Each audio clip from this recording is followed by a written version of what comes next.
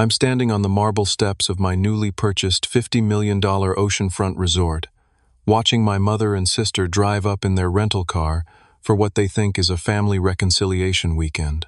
They have no idea I own this place. For 8 years, Mom claimed her modest beach house had no room for my 2 young children during family vacations. My sister Jessica mocked my software consulting as a little hobby while flaunting her trust fund lifestyle. Today, they discover who really built an empire. The foundation of this story begins 5 years ago when my father passed away suddenly from a heart attack.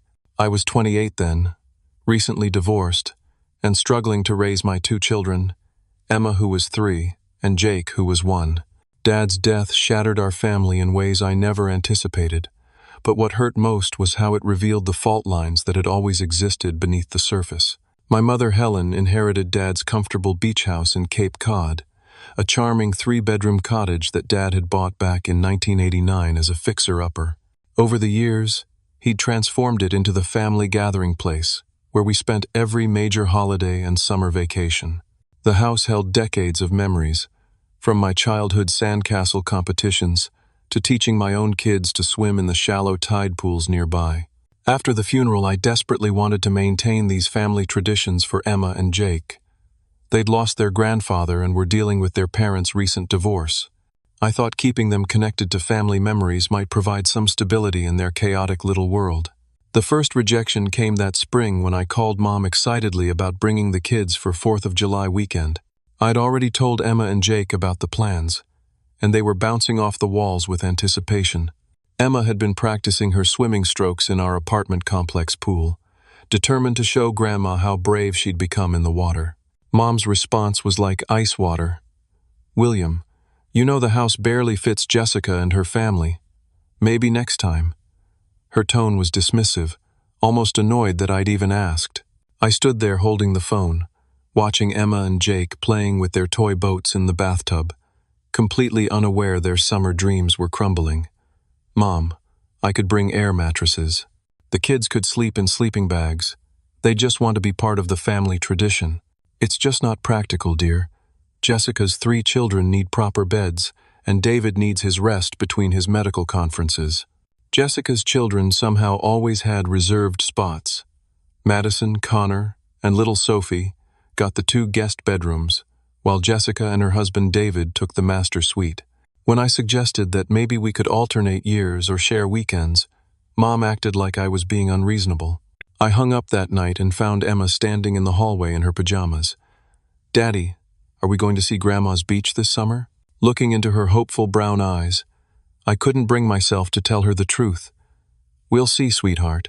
Grandma's still making plans." But the rejections kept coming. Memorial Day weekend was booked. Labor Day weekend was reserved for Jessica's family. Even random weekends in August were somehow unavailable. The excuses became a familiar pattern. "It's just not practical, dear." What I didn't know then was that each rejection was carefully calculated. I discovered this truth 2 months later through the most casual conversation imaginable. I was dropping off a package at the Miller's house next door to Mom's beach cottage when Mrs. Miller mentioned how lovely the new addition looked. "Addition?" I asked, confused. "Oh yes, your mother's winter project. Those 2 beautiful new bedrooms and the updated bathroom. She must be so pleased to finally have space for everyone." My blood turned cold. Mom had expanded the beach house the previous winter, adding 2 bedrooms and a full bathroom. She'd never mentioned it to me, not once. Every time she'd claimed there was no room, she'd been lying. She had a 5-bedroom house, with space for 12 people comfortably, and she was still telling me there wasn't room for my 2 small children. The no-room excuse wasn't about logistics, it was about favoritism. It was about choosing Jessica's family over mine, systematically and deliberately. Standing in the Miller's driveway that afternoon, I realized my children weren't just being excluded from vacations, they were being erased from family history. The pattern intensified over the next 2 years as my software consulting business began gaining momentum. I'd started the company 3 years earlier, building cybersecurity solutions for small businesses. While I was landing bigger contracts and hiring employees, my family treated my work like a hobby compared to Jessica's life as a trust fund recipient married to a prominent cardiologist. Memorial Day weekend of the following year, I called Mom 2 months early to secure spots for Emma and Jake. I'd learned to plan ahead, thinking advance notice might help. "Oh, honey, Jessica already booked the whole weekend for David's medical conference colleagues," Mom said, not even pausing to consider alternatives. I felt my jaw clench. What medical conference colleagues? David's organizing a networking weekend for the other cardiologists in his practice. Very important for his career development. This was news to me. Jessica had never mentioned David hosting colleagues before. It felt suspiciously convenient. "Mom, couldn't they do this networking at a hotel? This is supposed to be family time." "William, you need to understand that David's career requires certain social obligations. These men earn very substantial incomes, and maintaining those relationships matters." The implication was clear. David's career mattered. Mine didn't. Labor Day weekend brought another creative excuse. Jessica's organizing a wine-tasting weekend for adults only. You understand how sophisticated wine appreciation requires a mature palate. "Your children are still so young," Mom explained. "They wouldn't appreciate the beach anyway." Emma was 5 by then, and Jake was 3. The perfect ages for building sandcastles and collecting shells, but apparently too young to appreciate the ocean. Christmas that year finally gave me a front row seat to the family hierarchy. We all gathered at the beach house for the holiday, and I got to witness the accommodation arrangements firsthand. Jessica's 3 children got the 2 guest bedrooms, plus one of the new addition bedrooms. Jessica and David took the master suite. Mom kept one new bedroom as her office space that doubled as storage for Jessica's family's belongings. Emma and Jake got sleeping bags in the living room.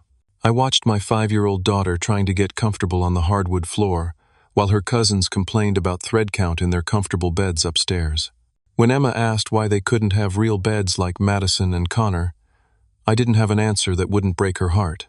"Daddy, why doesn't Grandma like us?" she whispered that night as I tucked her sleeping bag around her tiny shoulders. I knelt down beside her, my heart shattering. "She loves you, sweetheart. Sometimes grown-ups make decisions that don't make sense." But I knew she was right. Mom didn't like us. Or more accurately, she didn't value us. We were the consolation family, the ones who got leftovers after Jessica's family had taken their fill. The next morning, as I helped Emma and Jake pack their sleeping bags, Jessica made one of her casually cruel comments that would stick with me for years. "Maybe if you had a real job instead of playing with computers, Mom would take you more seriously." She said it while sipping coffee from Mom's good china, the special cups that only came out for important guests. I was drinking from a chipped mug I'd used since high school. "My computer work pays for my children's health insurance and their daycare," I replied quietly. Jessica laughed. "That's adorable. David's Christmas bonus last year was probably more than your whole annual income." I didn't respond because arguing with Jessica was like wrestling with fog. But her words planted a seed that would grow into something much larger. If real jobs and substantial incomes were what earned respect in this family, I'd show them what a real job looked like. The breaking point came 3 months later when I overheard a phone conversation that shattered any remaining illusions about accidental scheduling conflicts. I'd arrived early to pick up Emma and Jake from a weekend visit with Mom when I heard her talking to Jessica through the kitchen window. "So we're all set for Sophie's birthday party weekend at the beach house?" Mom was saying. "Absolutely. The caterer confirmed for Saturday, and I've invited 12 families from her preschool. It'll be perfect." "And William doesn't know about the party?" "God, no. Can you imagine? He'd want to bring Emma and Jake, and Sophie's friends' parents don't need to deal with divorced dad drama." They were planning Jessica's youngest child's birthday party for the exact weekend I'd requested months earlier for Jake's 4th birthday. They weren't just excluding us anymore. They were actively planning around our exclusion, using the beach house as a social tool for Jessica's networking, while ensuring my children never got to experience the magic of family celebrations in the place that should have been their heritage too. Standing outside that kitchen window, listening to my mother and sister conspire against my children's happiness, something fundamental shifted inside me. The hurt was transforming into something much more powerful: determination. By spring of that year, my software company had achieved something extraordinary. We'd landed an $8 million contract with the Department of Defense to develop cybersecurity protocols for military installations. It was the kind of breakthrough that transforms a small consulting firm into a legitimate technology company overnight. Our team had grown to 15 employees, and industry publications were writing articles about our innovative approach to network security. I was bursting with pride and excitement when I called Mom to share the news. This felt like the moment when my family might finally understand that my computer work wasn't a hobby. It was a thriving business that was making a real difference. Mom, I have incredible news. We just signed a contract with the Department of Defense for $8 million. The Pentagon is using our cybersecurity software. There was a pause that lasted too long. That's nice, dear. Listen, I need to run. I'm helping Jessica plan her vacation to Martha's Vineyard.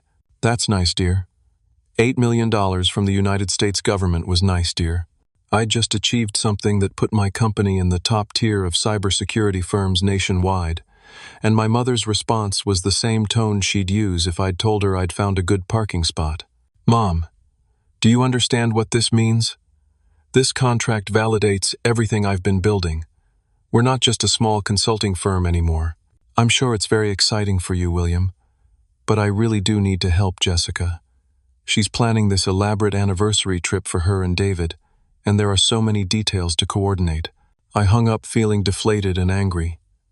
Nothing I achieved would ever matter to them. I could cure cancer or invent time travel, and they'd still see me as the little brother playing with computers while Jessica lived her trust fund princess life. As 4th of July weekend approached, I decided to make one final attempt to include my children in family traditions.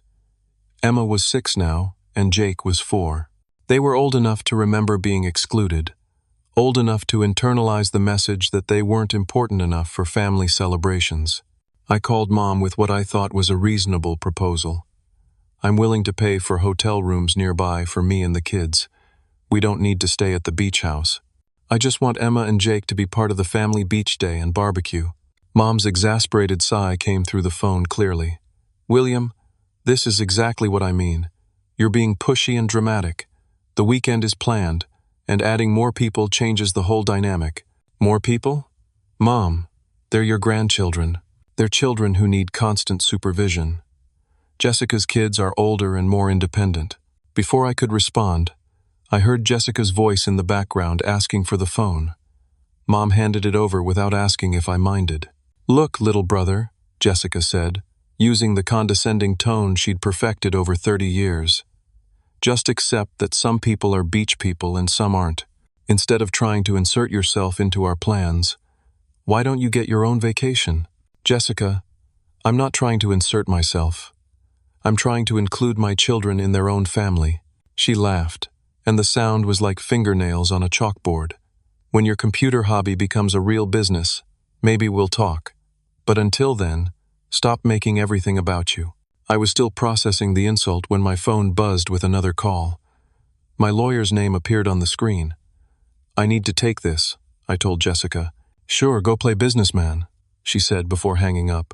The call from my lawyer changed everything. William, I have an interesting opportunity I wanted to discuss with you. There's a luxury resort property coming available through a bankruptcy proceeding. Ocean Vista Resort on Cape Cod. Are you familiar with it? I nearly dropped the phone. Ocean Vista Resort was legendary in our area. It was the most exclusive property on the same stretch of coastline where Mom's beach house sat, about 2 miles north. The resort had been built in 1923 and had hosted presidents, celebrities, and foreign dignitaries for decades. It featured 50 oceanfront suites, 3 restaurants, a championship golf course, and a private beach that stretched for over a mile. The current owners overextended themselves with renovations and can't meet their debt obligations, my lawyer continued. The property is going to auction, but there's an opportunity for a direct sale if someone can move quickly with cash. As he spoke, I found myself looking out my office window toward the harbor. My kids were at daycare, probably playing with toys while other children talked about summer vacations with their families. Emma had stopped asking about Grandma's beach house, which somehow hurt more than her questions had. What kind of numbers are we talking about? I asked. 52 million for the complete property, including all furnishings, equipment, and existing bookings. I know it sounds like a lot, But with your company's recent valuation and the DoD contract, it might be possible to structure the financing. The irony was overwhelming. My family always talked about Ocean Vista Resort as the kind of place that was too expensive for regular people. Dad used to drive us past it when we were kids, pointing out the helicopter pad and telling us stories about the famous guests who'd stayed there. It was the ultimate symbol of luxury and exclusivity in our area, and now I could buy it. I looked at the framed photo on my desk, showing Emma and Jake building a sandcastle in our apartment complex sandbox. They deserved to experience the beach the way I had as a child, the way Jessica's kids did every summer. But more than that, they deserved to feel valued and included by their own family. "Send me the financial details," I told my lawyer. "All of them." After hanging up, I sat in my office chair thinking about Jessica's words. "Get your own vacation," she'd said. "When your computer hobby becomes a real business, maybe we'll talk." I was about to show them what a real business looked like. Over the next 18 months, I lived a carefully orchestrated double life. To my family, I remained the struggling single dad with the computer hobby, showing up to occasional family events in my regular clothes, driving my practical Honda sedan, and listening to their continued dismissive comments about my career. Meanwhile, I was secretly purchasing and transforming Ocean Vista Resort into the most luxurious family destination on the East Coast. The property inspection took place on a foggy October morning, when I knew my family would be occupied with Jessica's elaborate Halloween party planning. I met the real estate agent at the resort's grand entrance, a sweeping marble staircase flanked by columns that had welcomed guests for nearly a century. Walking through the property for the first time felt like exploring a forgotten palace. The main building featured soaring ceilings with hand-painted murals, crystal chandeliers from Austria, and hardwood floors that had been carefully maintained since the 1920s. Each of the 50 suites offered unobstructed ocean views, private balconies, and bathrooms with imported Italian fixtures. But it was the children's amenities that captured my imagination. The resort had been designed during an era when wealthy families traveled with multiple generations. There was an enormous heated pool complex, with a dedicated children's area featuring water slides and fountains. The private beach included supervised activity areas where kids could learn sailing, kayaking, and marine biology. There were tennis courts, a miniature golf course, and even stables with gentle horses for riding lessons. This wasn't just a luxury hotel. It was a place where families could create lifelong memories together. The previous owners invested heavily in renovations, the agent explained as we toured the spa facility. They updated all the mechanical systems, added fiber optic internet throughout, and obtained permits for helicopter access. Unfortunately, they ran out of capital before they could reopen. I found myself envisioning Emma and Jake running through these halls, splashing in the pools, learning to ride horses on the beach trails. But more than that, I imagined other families experiencing the joy of being together in a place designed specifically for connection and celebration. The financing came together more smoothly than I'd expected. My software company's valuation had reached $24 million following the DoD contract, and our expanding client base included Fortune 500 companies and government agencies. Banks were eager to work with us, especially when they saw the resort's historical revenue figures and the tourism projections for Cape Cod. I structured the purchase through a holding company to maintain privacy. As far as public records showed, Ocean Vista Resort was being purchased by Atlantic Hospitality Group, a mysterious investment firm with offshore connections. I wanted to control the timeline of revelation carefully. The renovation and restoration process became my secret obsession. I hired the best hospitality designers in the country, importing marble from the same Italian quarries used in the original construction. We installed infinity pools that seemed to blend seamlessly with the Atlantic horizon. The spa was expanded to include treatments specifically designed for families, with side-by-side massage rooms where parents and children could relax together. The staff hiring process was equally meticulous. I recruited from 5 diamond hotels and resorts nationwide, looking for professionals who understood that luxury hospitality wasn't just about thread count and champagne service. It was about creating experiences that families would treasure forever. During this time, I maintained my appearances at family events like an actor playing a role. At Jake's 5th birthday party, which we celebrated at a local pizza restaurant because Grandma's beach house wasn't available, Jessica made her usual comments. "Still playing with computers, little brother? When are you going to get a real job that actually matters?" I smiled and helped Jake blow out his candles, knowing that 2 miles away, construction crews were installing a playground that would make any 5-year-old boy think he'd discovered paradise. Mom's dismissive comments continued as well. At Emma's school holiday concert, where Jessica's family occupied the front row while I sat in the back, Mom mentioned how nice it must be that my work was so flexible.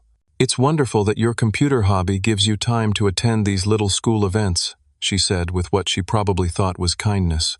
"Jessica and David are so busy with important commitments that they have to be very selective." I nodded and took photos of Emma singing in the children's choir, knowing that in 6 months I'd be hosting grand opening celebrations for governors, senators, and business leaders from around the world. The most challenging part of the double life was managing my children's expectations. Emma and Jake could sense that something big was happening in Daddy's work life. I was taking more business trips for site visits and staff training. I was on phone calls with architects, interior designers, and hospitality consultants. But I couldn't explain what I was building because I wanted the reveal to be perfect. "Daddy, are you building something really big?" Emma asked one evening as I reviewed renovation plans after putting them to bed. "Maybe, sweetheart. Would you like it if Daddy built something special for families? Like a place where kids could play and parents could be happy together?" Her innocent wisdom took my breath away. Exactly like that. Spring arrived with final preparations for the resort's grand opening. Local newspapers were already buzzing about the mysterious new owners of Ocean Vista Resort. The Cape Cod Times ran a feature story about the massive renovation project and the rumored investment of over $15 million in improvements. The headline read, "Mysterious Tech Mogul Transforms Historic Ocean Vista Resort." The article included aerial photography showing the stunning transformation of the property, with the infinity pools, expanded spa, and new family recreation areas clearly visible. What the photographer had captured unknowingly was my mother's modest beach house in the background, looking like a tiny cottage in the shadow of my sprawling resort empire. I knew my family would see the article. I knew they'd start asking questions, and I knew the moment of revelation was finally approaching. As I stood on the resort's main balcony that evening, watching the sunset paint the Atlantic in shades of gold and crimson, I felt a deep sense of satisfaction. Not because I'd built something impressive, though I had. Not because I'd proven my business was real, though I had done that too. I felt satisfied because I'd created something that would give families the opportunity to be together in a place designed specifically for love, connection, and celebration. Something my own children had been denied, but would now have forever. The grand opening was 3 weeks away. Soon, my family would discover exactly what kind of empire their computer hobbyist had built. The phone call came on a Tuesday morning in late May, 3 days after the Cape Cod Times article hit newsstands across Massachusetts. I was in my resort office, reviewing final preparations for our grand opening weekend, when Mom's number appeared on my phone. Her voice was different when I answered, higher-pitched, nervous in a way I'd never heard before. "William, I saw the most interesting article in the newspaper yesterday about Ocean Vista Resort having new owners. Some kind of technology executive who's invested millions in renovations." I leaned back in my leather chair, looking out at the ocean view that would soon welcome our first guests. "That does sound interesting, Mom. What about it?" "Well, the article mentioned the new owner has a software company, and I thought, it couldn't be, could it?" The moment had arrived. After 18 months of secret planning, construction, and preparation, my family was about to discover the truth. I felt surprisingly calm. "What are you asking, Mom?" "William, please just tell me. Are you somehow involved with Ocean Vista Resort?" I paused, thinking about all the times she'd claimed there was no room for my children, all the dismissive comments about my computer hobby, all the evenings Emma and Jake had spent wondering why Grandma didn't want them around. "I'm not involved with Ocean Vista Resort, Mom. I own it." The silence stretched so long I thought she might have hung up. Then I heard her breathing, quick and shallow. You own it? The entire resort? Every square inch? 50 oceanfront suites? 3 restaurants, spa, golf course, private beach, helicopter pad, all of it. Another long pause. But how is that possible? That place must be worth $52 million. I bought it in cash. I heard her gasp, followed by what sounded like her sitting down heavily in a chair. Before she could respond, my phone beeped with another call. Jessica's name appeared on the screen. Mom, I need to take this. It's probably Jessica calling with similar questions. I switched to Jessica's call without waiting for Mom's response. William, what the hell is going on? Jessica's voice was sharp, angry, confused. Mom just called me crying about some newspaper article. She says you bought Ocean Vista Resort? That's impossible. Why is it impossible, Jessica? Because that place costs more money than people like us ever see. You'd need to be worth, I don't even know, $20 million? $50 million? More? My company's current valuation is $43 million. But I didn't need to sell the company to buy the resort. I had sufficient cash reserves from our government contracts and private sector deals. The silence from Jessica was even longer than Mom's had been. When she finally spoke, her voice had lost all its usual condescension. You're serious? You actually own Ocean Vista Resort. Grand opening is this weekend. We're hosting the governor of Massachusetts, 3 senators, and about 200 business leaders from across New England. The Boston Globe is sending their travel writer to review our family amenities. I don't understand. When did this happen? Why didn't you tell us? The question was so absurd I almost laughed. When would I have told you, Jessica? During one of our conversations about my computer hobby. Maybe I should have mentioned it when you were explaining how some people are beach people and some aren't. I could hear her struggling to process this new reality. The little brother with the fake job had somehow become wealthy enough to purchase the most exclusive resort on Cape Cod. William, I think there's been some misunderstanding between us. I've always supported your business. I always believed you'd be successful. Now I did laugh. Really? Because I specifically remember you telling me that when my computer hobby became a real business, maybe we'd talk. I never said that. You said it 3 months ago when I called about bringing Emma and Jake to 4th of July weekend. You told me to get my own vacation instead of inserting myself into your plans. The conversation was interrupted by my assistant knocking on the office door. Mr. William, the helicopter from Boston, is arriving in 10 minutes with the restaurant critics from Food and Wine magazine. I looked out at the helicopter pad where a sleek aircraft was indeed approaching for landing. This was my life now. Restaurant critics arriving by helicopter to review my resort's dining options. Jessica, I need to go. I have business to handle. Wait, William. Obviously, we should plan a family reunion at your resort. This is incredible. We need to celebrate your success as a family. That's an interesting idea. Let me think about it. I hung up and immediately called Mom back. She answered on the first ring. William, I owe you an enormous apology. I had no idea your business had become so successful. I'm incredibly proud of what you've accomplished. Are you, Mom? Because for 8 years you've told me there wasn't room for Emma and Jake at family gatherings. Now you want to celebrate my success? That was different.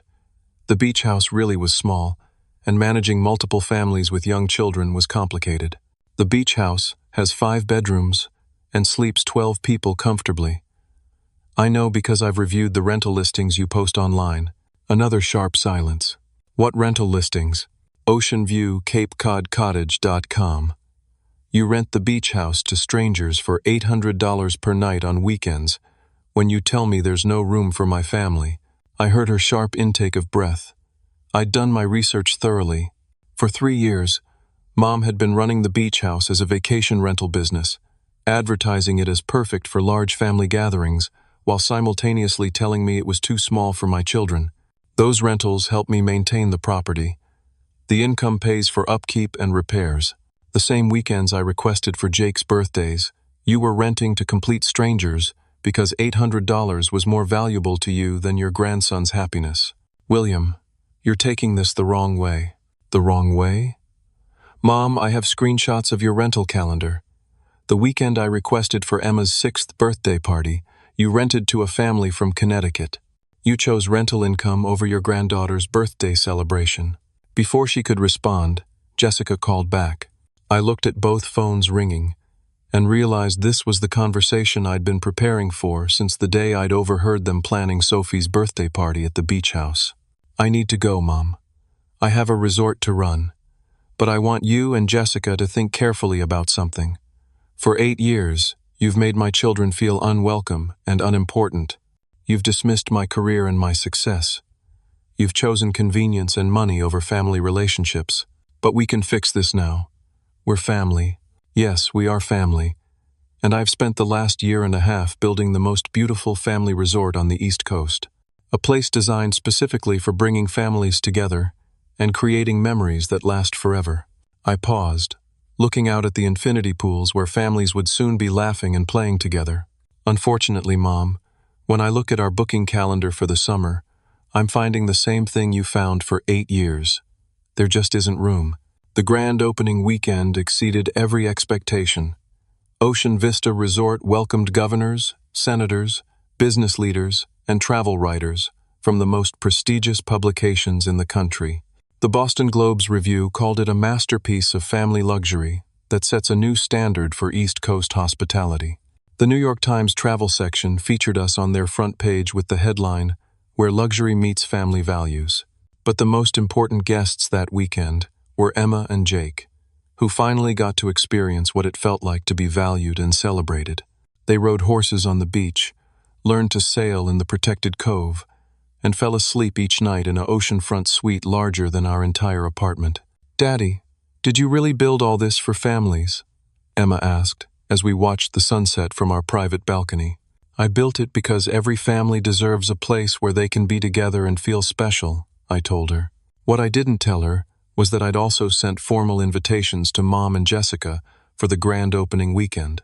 Beautiful, engraved invitations that arrived by messenger at their homes, inviting them to experience the resort as my personal guests. They both called within hours of receiving the invitations. Mom's call came first. "William, this is so generous. I'd love to attend your grand opening. When should David and I plan to arrive?" "Actually, Mom, the invitation is just for you and Jessica. It's not a family weekend, but Jessica's family will want to see the resort too. The children would love the pools and activities." "I'm sure they would. But this particular weekend is designed for adults only. You understand how sophisticated resort appreciation requires a mature perspective." I was using her own words from the wine-tasting weekend that had excluded my children 3 years earlier. The irony wasn't lost on either of us. Jessica's call came that evening. "William, I'm so excited to see what you've built. Should I pack resort wear for the whole family?" "The invitation is for adults only, Jessica. I thought you'd appreciate the opportunity to experience luxury hospitality without the complications of managing children. But the kids would love to see Uncle William's resort. I'm sure they would love it. Unfortunately, managing multiple families with young children would change the whole dynamic of the weekend." Again, her own words thrown back at her. She was quiet for a moment before responding. "I see what you're doing." "What am I doing?" "You're punishing us for not including Emma and Jake in family vacations." "I'm not punishing anyone. I'm simply applying the same logic you've used for years. Some people are resort people, and some aren't." The weekend arrived with perfect weather and flawless execution. Mom and Jessica arrived Friday afternoon in Jessica's BMW, looking nervous and out of place as they approached the grand entrance where uniformed valets waited to assist guests. I met them on the marble steps wearing a custom-tailored suit, looking every inch the successful resort owner I'd become. Behind me, the resort bustled with activity as senators, governors, and Fortune 500 executives enjoyed welcome cocktails on the oceanfront terrace. "William, this is incredible," Mom said, staring up at the columns and crystal chandeliers visible through the massive windows. "Thank you. I'm proud of what we've built here." Jessica was taking in the helicopter pad where aircraft arrived every few minutes, the fleet of luxury vehicles in the circular drive, and the obvious wealth of the other guests. "I can't believe you did all this." "Believe it. Would you like me to show you around?" The tour I gave them was carefully choreographed. I showed them the presidential suite where the governor of Massachusetts was staying, pointing out the hand-painted murals and imported Italian marble. I walked them through the spa where Fortune 500 executives were receiving treatments, highlighting the amenities designed for the most discerning guests. But what I really wanted them to see were the family areas they'd never allowed my children to experience anywhere else. The children's pool complex with water slides and fountains, the beach activity center where kids could learn sailing and marine biology, the stables where children took riding lessons along the shore. All of this is designed for families, I explained as we watched other guests' children playing happily in the pools while their parents relaxed on comfortable loungers nearby. The entire philosophy of the resort is that luxury and family time shouldn't be mutually exclusive. Mom was looking around with obvious discomfort. It must be very expensive for families to stay here. Our family packages start at $3,000 per night for oceanfront suites that sleep 6 people. But the experience is priceless. Children get to feel valued and included in luxury environments that create lifelong memories. Jessica had been unusually quiet during the tour. Finally, she spoke up. "William, I think we need to talk honestly about the past few years. What about them? I owe you an apology. We treated you and your children unfairly. We were standing on the main balcony overlooking the Atlantic, the same view I'd dreamed of sharing with Emma and Jake during all those rejected vacation requests. Other families were gathered below us, parents and children creating memories together in a place designed specifically for connection. What specifically are you apologizing for, Jessica? For not making room for Emma and Jake? For dismissing your career? For making you feel like your family wasn't important to us?" Mom nodded vigorously. "I'm sorry too, William. I was wrong about the beach house. I should have found ways to include everyone." I appreciated their words, but apologies couldn't undo 8 years of exclusion and dismissal. More importantly, I needed to know if they'd actually learned anything from experiencing their own exclusion. That evening at the welcome dinner, I gave them front row seats to watch how successful, wealthy families actually treated each other. Senator Richardson's family included 4 children ranging from age 5 to 15. Throughout the elegant 5-course meal, the parents made sure each child felt valued and included in conversations. When the youngest wanted to share a story about finding a hermit crab on the beach, the entire table listened with genuine interest. I watched Mom and Jessica observing these interactions, seeing how natural inclusion looked when parents prioritized their children's emotional needs over social convenience. After dinner, as other guests moved to the terrace for live jazz music, I invited Mom and Jessica to join me in the resort's private library for the conversation I'd been planning for 18 months. "I want to share something with you both," I began, pulling out a folder I'd prepared. "These are the occupancy records from the beach house for the past 3 years. I spread the printed pages across the mahogany table, showing them rental confirmations, payment records, and guest reviews from families who'd stayed at the cottage during weekends I'd requested for my children. Memorial Day weekend, 2021. When you told me Jessica's family had reserved the house for David's medical conference colleagues, you actually rented it to the Morrison family from Hartford for $1,600. Jessica stared at the documents. "I never told Mom about any medical conference colleagues." Mom's face went pale. I thought you had mentioned something about David's work." Labor Day weekend that same year, when you claimed Jessica was hosting a wine tasting for sophisticated adults, you rented to a family reunion group from New Jersey. They left a 5-star review, specifically praising how perfect the house was for bringing multiple generations together. I pulled out more papers. Christmas week 2022, while my children slept on the living room floor, you had confirmed reservations from strangers for the following 3 weekends, earning $2,400. The silence in the library was deafening. Outside, I could hear the sounds of families enjoying evening activities together, children laughing as their parents helped them make s'mores around the beach fire pit. "You chose rental income over your grandchildren's happiness," I said quietly. "You invented stories about family conflicts and scheduling problems to justify excluding Emma and Jake, then rented their spaces to strangers for money." Mom was crying now. "I never meant for it to hurt them. But it did hurt them. Emma stopped asking about Grandma's beach house because she learned that other people's children were always more important than she was." Jessica wiped her eyes. "We were horrible to you, And the kids. Yes, you were. But more than that, you taught my children that family relationships are conditional, that love depends on convenience and profit margins. I closed the folder and looked at both of them directly. So I want you to understand something very clearly. I didn't build this resort to punish you or to show off my success. I built it because every family deserves a place where they can feel valued and included, where children's needs matter as much as adults' convenience. The moment had arrived for the decision I'd been contemplating throughout the weekend. The next morning, I found Mom and Jessica having breakfast alone on the terrace, looking out at the Atlantic while other families enjoyed the beach activities below. They both seemed smaller somehow, diminished by the reality of their behavior over the past 8 years. I approached their table carrying a leather portfolio that contained the future of our family relationships. "I've been thinking about our conversation last night," I said, taking a seat across from them, "and I've made some decisions about how we move forward." Jessica looked up nervously. "William, we meant everything we said about being sorry. I believe you. But apologies don't undo damage, and they don't automatically rebuild trust." I opened the portfolio and pulled out the printed occupancy records one more time. But this time I also included photographs Emma had drawn over the years. Pictures of beach houses with stick-figure families, always showing herself and Jake standing outside while other family members were safely inside. Emma drew these pictures after family gatherings where she felt excluded.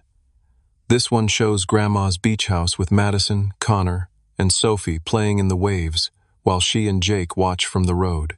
Mom's tears started flowing again as she looked at her granddaughter's innocent artwork depicting such profound rejection. This one shows Christmas morning at the beach house.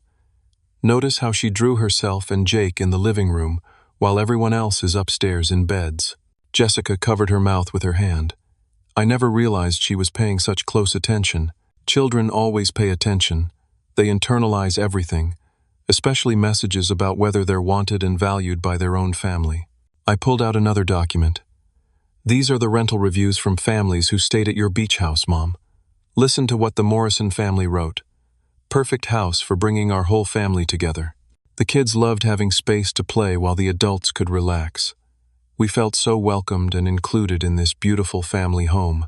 The irony was devastating. Strangers had felt more welcomed in Mom's family home than her own grandchildren ever had. "But here's what I've learned from building this resort," I continued. "Exclusion is a choice, and inclusion is also a choice.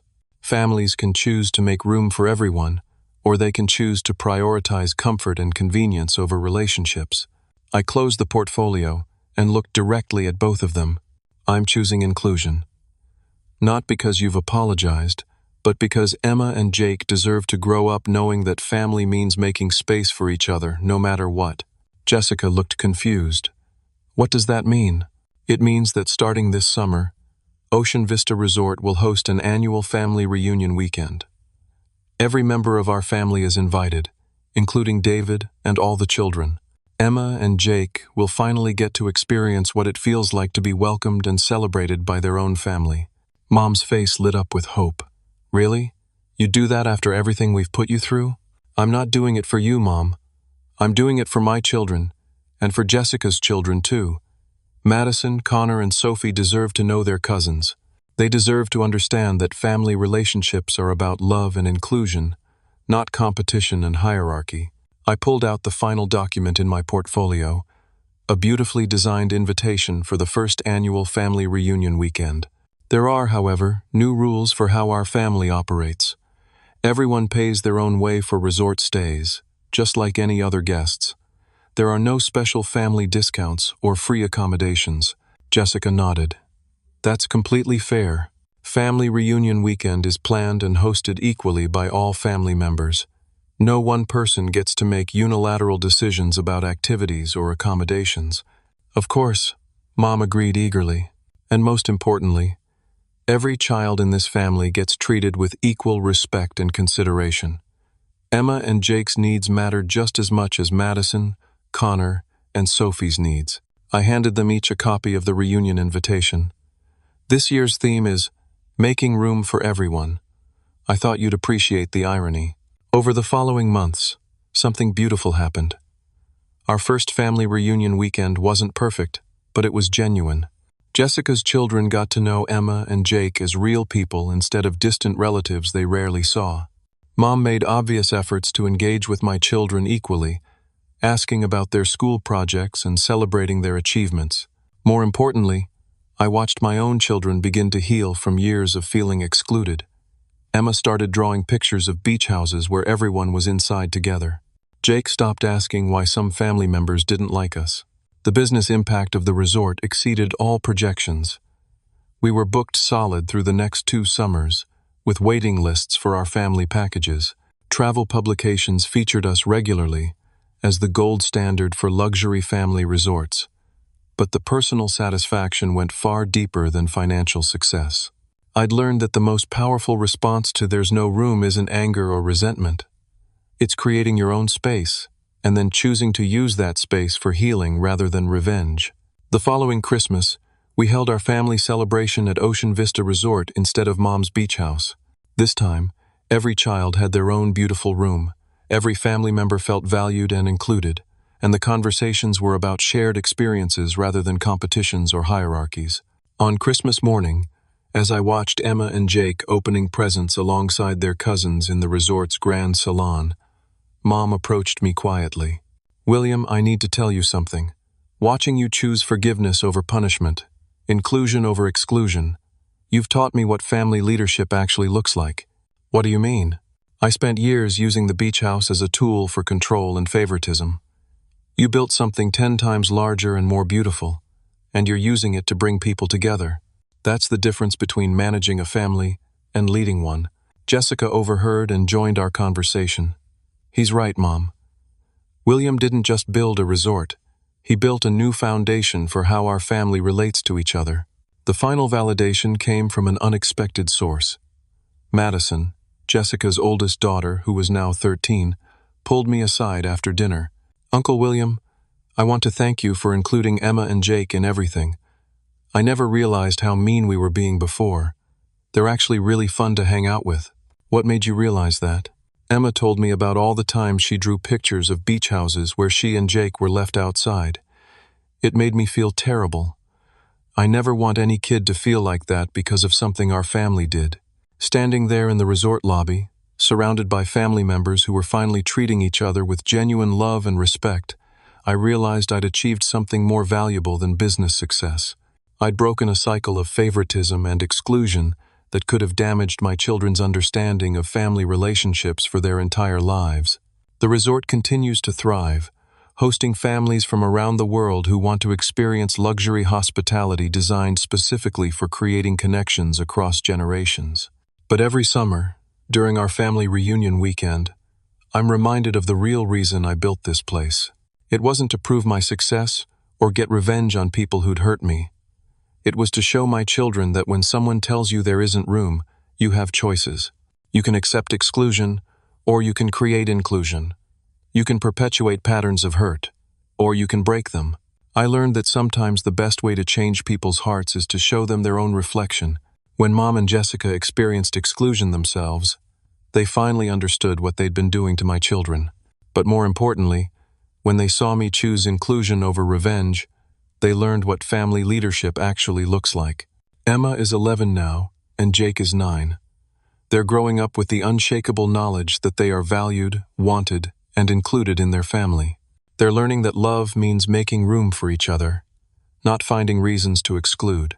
And they're building relationships with their extended family based on mutual respect, rather than hierarchy or competition. That's worth more than all the money in the world. Now I want to ask you something. Have you ever experienced a situation where family members made you feel excluded or unvalued? How did you handle it, and what did you learn from the experience? I'd love to hear your thoughts in the comments below. If this story resonated with you, please give it a like to help other people discover it. And if you enjoyed hearing about how families can choose inclusion over exclusion, consider subscribing for more stories about overcoming challenges and building stronger relationships. Don't forget to share this with anyone who might benefit from understanding that sometimes the most powerful response to rejection is creating your own space and choosing to fill it with love. Thank you for listening to my story, and I hope it reminds you that you have more power to change difficult family situations than you might realize. Sometimes the greatest gift we can give our children is showing them that they deserve to be valued and included, and that we're willing to fight for their happiness in creative and constructive ways. May your own family relationships be filled with the kind of love that makes room for everyone.